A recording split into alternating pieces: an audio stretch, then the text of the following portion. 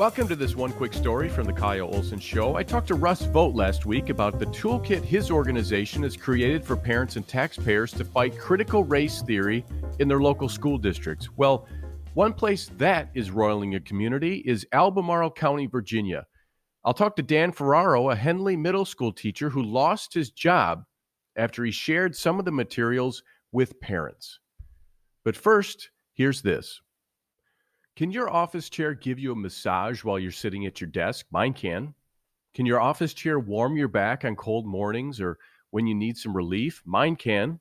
That's because I don't have an old, no-name office chair. I have an X chair, and I love it. I have never had an office chair that feels or looks so good in my entire life. Honestly, it's so comfortable I can sit for hours. The secret is their patented dynamic variable lumbar, or DVL, support, which offers unbelievable lumbar support for my lower back, and now introducing Elemax, featuring cooling, heat, and massage therapy. Imagine regulating your body temperature and getting massage therapy while sitting at your desk. Elemax offers 4 different massage modes and fast warming heat technology for therapy to your sore back. You won't believe the X-Chair difference until you feel the X-Chair difference for yourself. It's time to trade in your old uncomfortable office chair and trade up to an X-Chair like I did. X-Chair prices are going up on July 11th for the first time in 2 years, so beat the price increase. Go to xchairkyle.com right now. That's xchairkyle.com or call 1-844-4XChair for $100 off your order.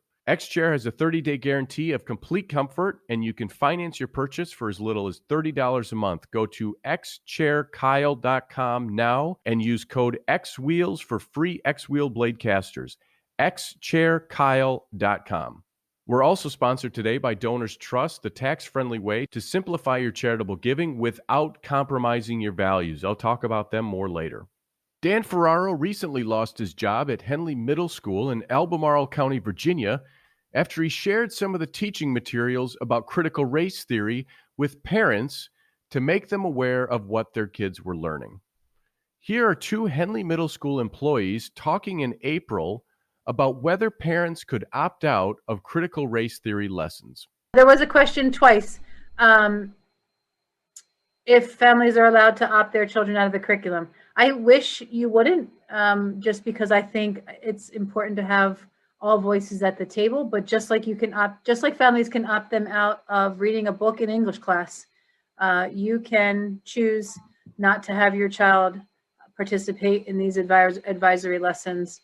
You would just simply call the school and have Ms. Wilkes in the registrar's office mark your child present for the day. Dr. Costa, can I jump in? Yeah, please. I just want to tell, in regard to the opting out question, this work is happening in all content areas. So teachers across the county are incorporating anti-racism work into their content. So if you're opting out of these advisory lessons, these topics and these lessons and this concept is going to be woven through in all of their classes in Albemarle County. So Dan, thank you for joining me. I'm sorry about what happened to you and when you thought you were doing the right thing, because speaking as a parent, what parent doesn't want to know what their child is learning? But first, tell me about what led up to actually sharing those materials with the parents. Okay, well, Kyle, thanks for having me on, by the way. We were involved with the Courageous Conversations About Race. And I had been doing it for some time without a lot of direction as to what to be talking about with students. And it was not really clear as to, what day to do what day to talk about what.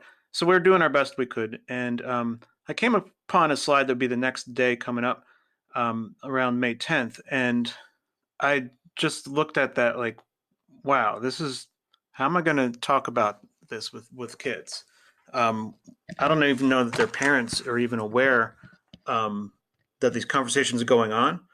And it wasn't clear to me that they had the opportunity to even review any material, because I was just getting things pretty quickly too as they were happening. Lots of updates and changes. So I contacted parents through an email, and parents of the class that I was going to be teaching this to, the advisory class, which is, a homeroom class, but a little extended. So I contacted parents and sent an email that stated, this is the kind of information we've been working on.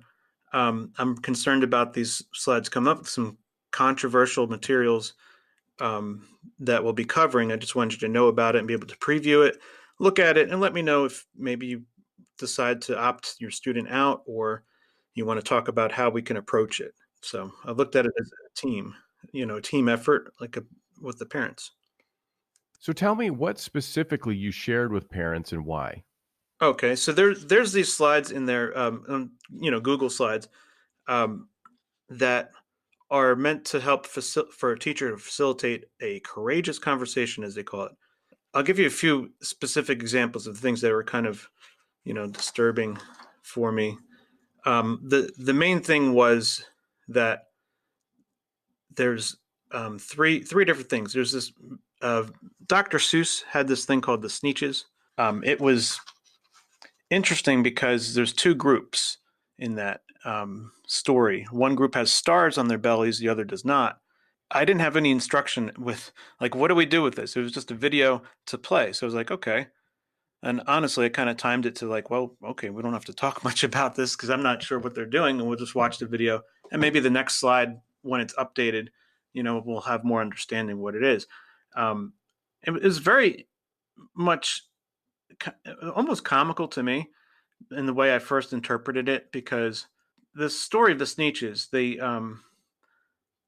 ones that have the stars are the sophisticated, I guess, high class, those in charge, more or less, of this society. And they had fun games and things that you had to be privileged. You had to have the star to be privileged. And then the ones without the stars, they were complaining about it. And then a salesman comes in and says, oh, I can get you the stars and you'll be the same. And everyone will be equal and everyone will be happy. And so they said, that sounds like a deal. And so they did that. They $3 each. They got stars. And then when they all joined as a group, they tried to take advantage of their new membership having a star. And the original group of power said, wait, no, we originally had stars. You just added stars. So then the guy comes around again, the salesman, and he, he says, I can remove your stars and then you'll be better than them again. And it's what happens. And then, of course, at some point they both figured out, what that guy was doing. And then they joined together as just the Sneetches and said, oh, well, we're all Sneetches. And then I guess by the end, they had no stars. So I show this video and some of the kids are looking at it like, what? And I was like, well, I'll do my best to interpret it, but I don't think it fits the critical or courageous conversations about race very well, because in my impression, that salesperson represents the likes of Gene Singleton, Ibram Kendi, and those people that are kind of selling the critical race theory. And I said, so if we look at it as they're those guys, then what's the problem? They got the people that were not as popular to be popular, and everybody should be okay, right? Because if everyone's the same, they're okay. And they're like, yeah, but they weren't the same because the others didn't, they didn't like to be the same. So they changed. I said, right. And so then they changed. And in the end, everybody changed and everybody was the same. And then they were happy because what did they do? They looked at the salesperson as the problem. So wouldn't that put these guys out of work? That's the first thing I thought of. But it all depends on who you assign what role to. And so it's very confusing. When you're there with students, it's kind of focused on, well, who's going to be who? Now, I know what it's based on originally. And so you can kind of just look at how Dr. Seuss, it was, about the Holocaust and things like that and making a mockery of it. Well, you can just switch some things around and say, okay, well, I guess, one group represents white people, or the ones the white privilege that they're supposed to, the white privilege kind of thing. And then the other people would be everybody else, I guess. And if you look at it that way, it changes everything up. And so it was very confusing. We had that conversation, a few kids and stuff, but I was like, okay, not too bad. I said, but it just doesn't seem very clear, right, with that example. So then the next day, I was checking the slides. So this was around May 10th. I was checking the slides for like, okay, what are we going to talk about today? Because a lot of times these things are updated. The advisories are updated like right up to the last minute sometimes. And so I pull up one that has, and the location of this is exactly where you get this stuff from. As a 7th grade and 6th grade teacher, you go to the right folder. It's not 8th grade. It's nowhere else. It's one spot. That's contested by the principal. But at that day, I went there and I opened up something and I just started going through it. And like the very first one was quoting Ibram X. Kendi. And it said that we have to work through and talk to the students about how to navigate, such a racist and dangerous country as the United States. I was like, no, I don't think that's the case at all. This doesn't make a lot of sense. And so I contacted parents after that point. Like, this is really controversial. I don't understand where we're going with this, and I don't want to get it wrong, basically. Talk a little bit about the philosophy of the administration and the school board and why they think teaching critical race theory or these courageous conversations or because the thing you have to remember about critical race theory, courageous conversations, all of these sorts of things is when parents get onto it, when parents start to understand it, they change the language, they change the wording. A good example is we all remember white privilege. People were talking about white privilege. Well, then that turned into white supremacy. But then as that sort of developed a negative idea in people's minds, they changed it to white advantage. So that's how they do things. But talk a little bit about why the administration and school board think that teaching critical race theory is a good use of class time. Yeah. So I'll say one thing about Virginia, the Commonwealth of Virginia. The Department of Education has made it a top priority, believe it or not, for the entire state of Virginia. Now, it didn't say, oh, this has to be done by this or that, but a lot of schools were like, okay, how can we change our plans and, fit the mold and not lose any state funding? So Albemarle County determined that they would start a anti-racist policy for their school, a school board policy that's anti-racist, which, by the way, became one of the ones that I broke. And this policy was initiated just this school year, and it took them like 2 years of working on it.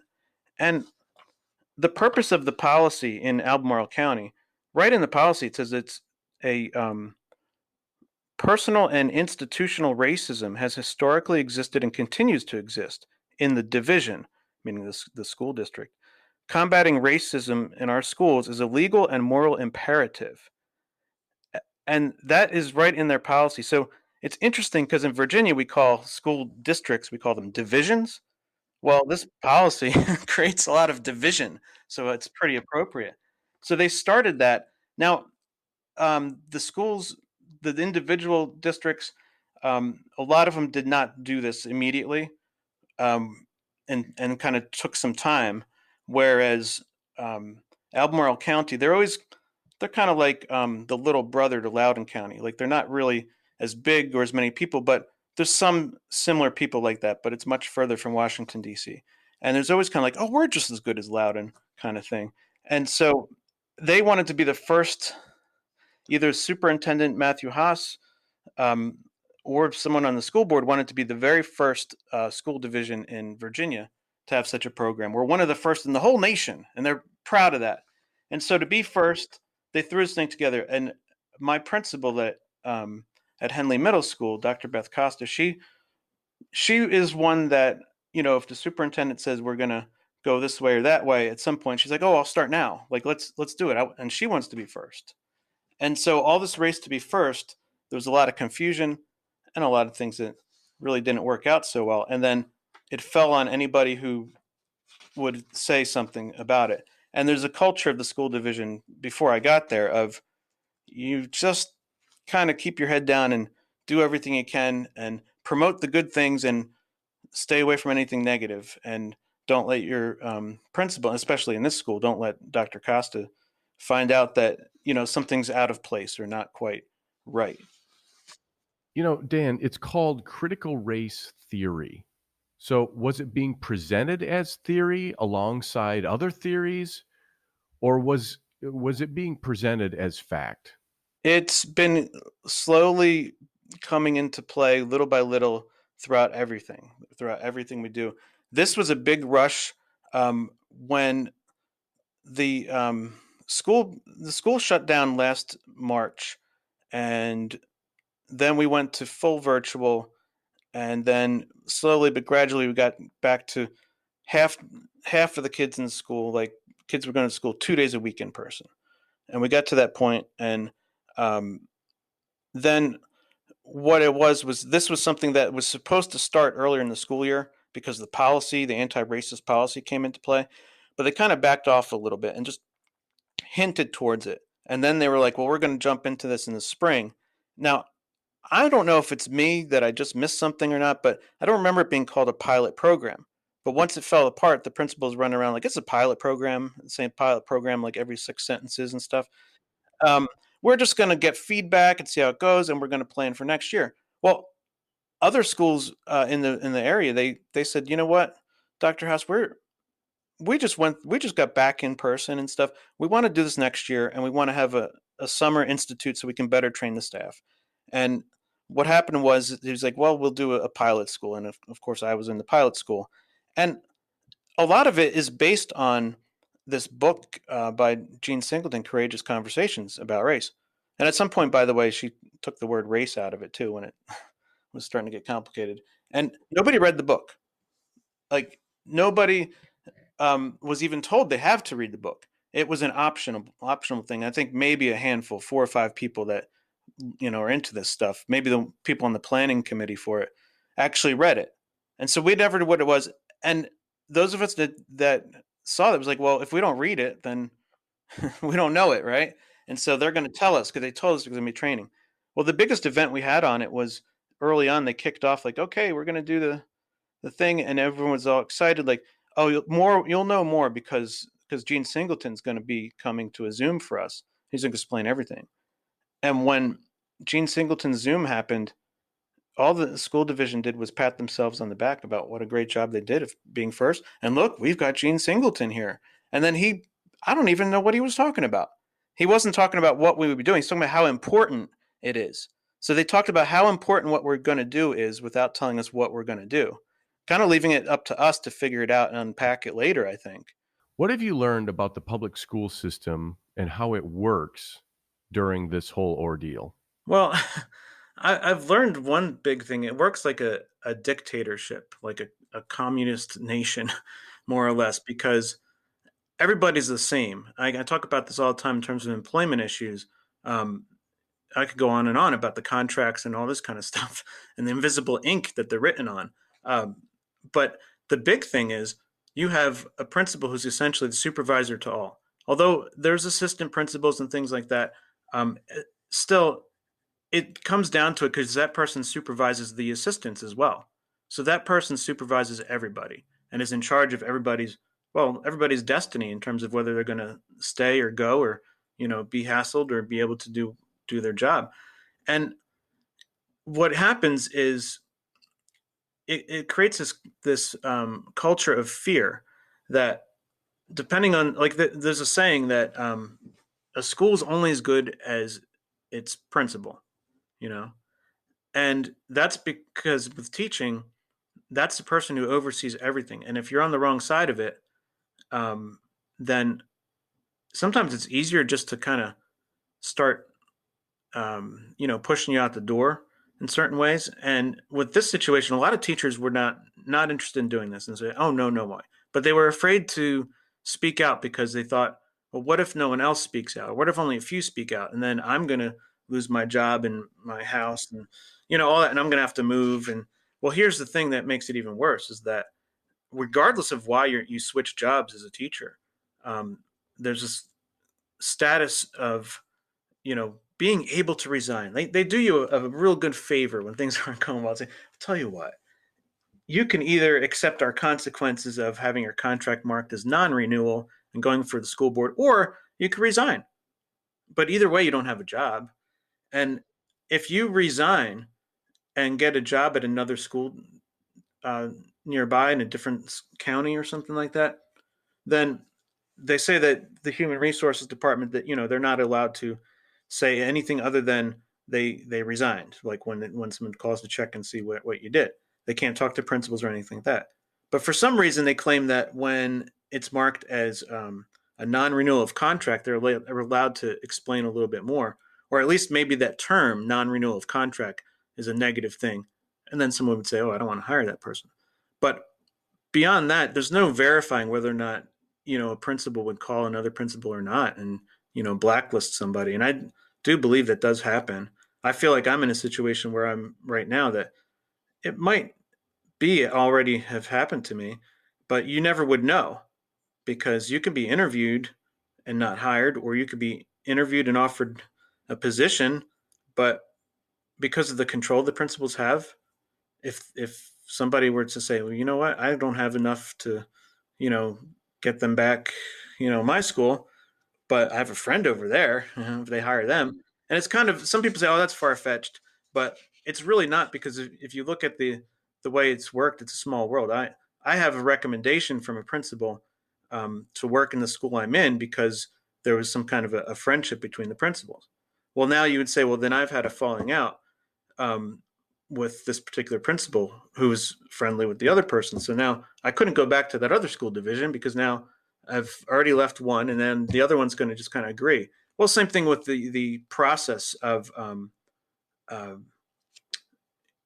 process of appeal and grievance and stuff like that. You have this whole setup with human resources, lots of emails back and forth, and several stages. Through each stage, though, the superintendent tends to always accept what the principal said, and then the school board will just accept what the superintendent puts in. And then the employee spends like 2 months working on appeals when they don't really have an interest in that. What do you want parents and taxpayers to know about what schools are teaching their kids? You have all these different programs that are based on critical race theory. There's one that we've done a lot that even is initialed CRT, but it stands for Cultural Responsive Teaching. Well, if you look at it, you're going to see a lot of instruction about what's equity, how to make equity, stuff of, we don't want equality, we want equity, because that way everyone gets what they need. Well, who determines what is needed? The government does in this situation. The government does. And so this critical race theory comes at a time in our country where we had a change in leadership, which is still in question as to whether or not it was a legitimate election. And the folks that are in power now, and their blue state governors, are rushing to get everything out. Stuff is supposed to take years to come around. Their timeline got messed up when Donald Trump was elected to office. They had a much longer, slower timeline. And so now they rush to get everything done. Everything done meaning, like, I believe to bring us towards a more totalitarian, toward a communist kind of nation. And this is what I see is happening at the local levels, is that everywhere rushed and through like, oh, we've got to get this equity, and we've got to fix this. And Black Lives Matter riots last year are cited a lot. And there's information in Albemarle County about, oh, I was reflecting on what was going on and realized, oh, we have to fix this because we're at fault for this as a system, as a society. So the whole society is to blame for what the small group of people that don't want to participate in the society are doing. And that's really, and it comes down to the local level. So people need to really think about this, that it's not new, it's been happening.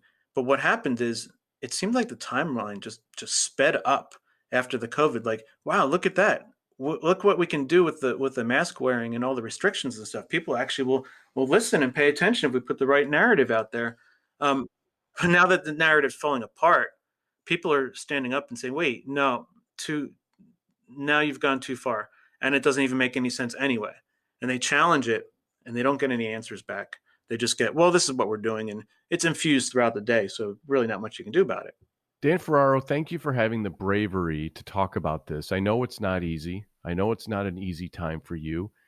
I know it's something you probably don't want to be going through, but I just absolutely believe when people like you stand up and talk about what is going on, that informs parents, but that also gives courage to others within the system to stand up and talk about what's going on. So thank you. Sure, of course, Kyle. This is what I'm doing now, is telling people what's happened and, how to prevent it. No doubt you, like many podcast listeners, want to increase your charitable giving. However, banks that manage charitable funds are increasingly hostile to conservatives. In fact, Fidelity Charitable and several national donor-advised fund providers have refused to make grants to several conservative organizations, including the National Rifle Association, Turning Point USA, state think tanks, and others. The great thing about the market, though, is you don't have to stay with the fund that doesn't honor your values. Instead of leaving your children dollars in a commercial fund, move your giving to Donors Trust. This way you preserve your donor intent while maintaining the tax savings, flexibility, and privacy that a charitable fund provides. Stop using a fund that creates barriers to investing in the causes and freedoms you care about. Roll over your donor-advised fund to Donors Trust, the national donor-advised fund that shares and honors your conservative values. Donors Trust can help you roll over a pre-existing account in 3 simple steps. They can also help you get started with a new donor-advised account. See how with your free donor prospectus. Go to donorstrust.org/Kyle. That's donorstrust.org/Kyle to see how to get started with a charitable partner that honors your values. Donors Trust. Thank you so much for joining me for One Quick Story. For more of my work, go to Breitbart.com or find me on Parler, Kyle Olson 4, Kyle Olson 4, KYLEOLSON, and the number 4. For this episode and others, visit thekyleolsonshow.com. This is One Quick Story from The Kyle Olson Show.